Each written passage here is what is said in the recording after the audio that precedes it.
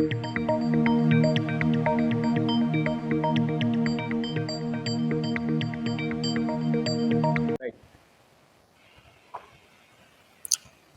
Hello welcome to Rachcha media. నేను మీ లీలా నాగవల్లి.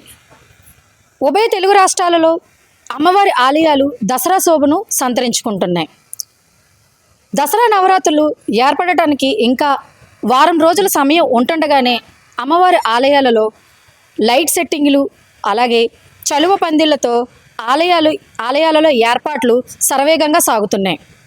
పశ్చిమ గోదావరి జిల్లా తాడేపల్లిగూడెంలోని గ్రామదేవత అయినటువంటి శ్రీ బలుసులమ్మ తల్లి అమ్మవారి ఆలయంతో పాటు పొలిమేర దేవతలైన ముత్యాలమ్మ తల్లి, కొండాలమ్మ తల్లి, అలాగే పత్తిపాడు శ్రీ కనకదుర్గమ్మ తల్లి ఆలయాలలో కూడా ఏర్పాట్లు శరవేగంగా జరుగుతున్నాయి.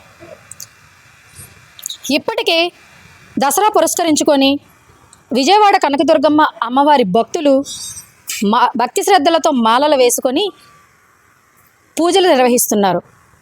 తాడేపల్లిగూడెంలోని సుమ్మిని పీఠాలను ఏర్పరచుకొని భవానీ మాలలు వేసుకొని భక్తి శ్రద్ధలతో భజనలతో పూజలు నిర్వహిస్తున్నారు.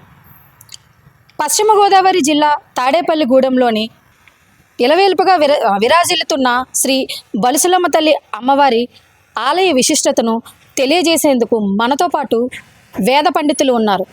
వారితో మాట్లాడి మరిన్ని విషయాలు తెలుసుకుందాం.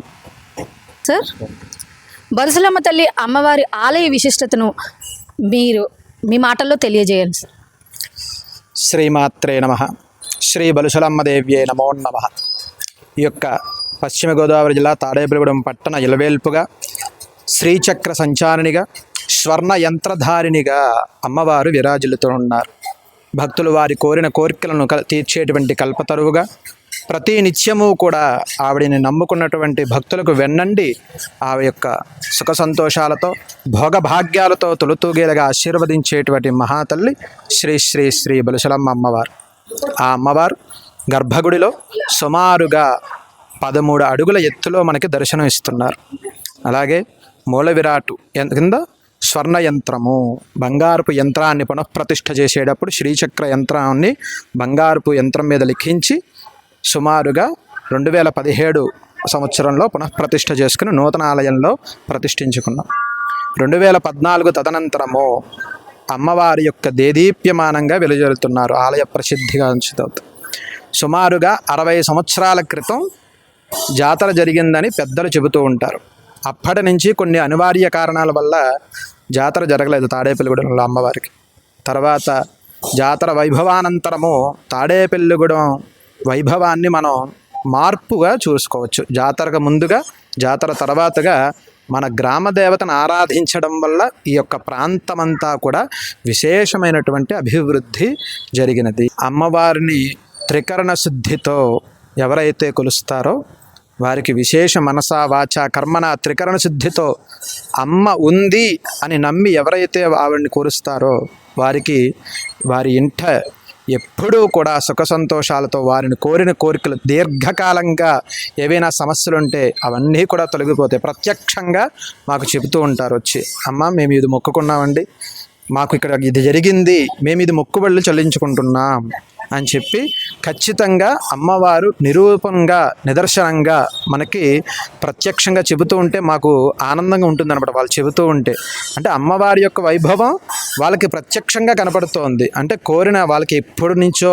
అనాదిగా ఎప్పుడు వాళ్ళ ఇంట ఏదైనా కనుక తీరనిది ఏదైనా ఉంటే అమ్మవారి దగ్గరికి వచ్చడం. ఒక వారి ఎగ్జాంపుల్ వివాహం కానివారు కానివ్వండి, సంతానం కానివ్వండి, వ్యాపార రీత్యా అభివృద్ధి కానివ్వండి, అలాగే రుణ బాధలు కానివ్వండి, ఆరోగ్యపరంగా కానివ్వండి, ఏదైనా సరే మీ ఇంట ఏదైతే మనోవాంఛ తీరట్లేదో అది అమ్మకి 9 శుక్రవారాల పాటు 9 ప్రదక్షిణాలు చేసి 9వ వారం అమ్మవారికి మీ దోసిటితో కుంకుమ కనుక సమర్పించినట్లయితే వెంటనే అమ్మవారు అనుగ్రహిస్తారు అని చెబుతోంది శాస్త్రం. అలాగే నిదర్శనం కూడా జరిగాయి. చాలామందికి ఎంతోమంది వచ్చి చెబుతుంటారు. మనం శుక్రవారం చూస్తూ ఉంటే ఎంతోమంది ఇక్కడ ప్రదక్షిణాలు చేస్తూ ఉంటారు. అది మనకి కనబడుతూ ఉంటాయి.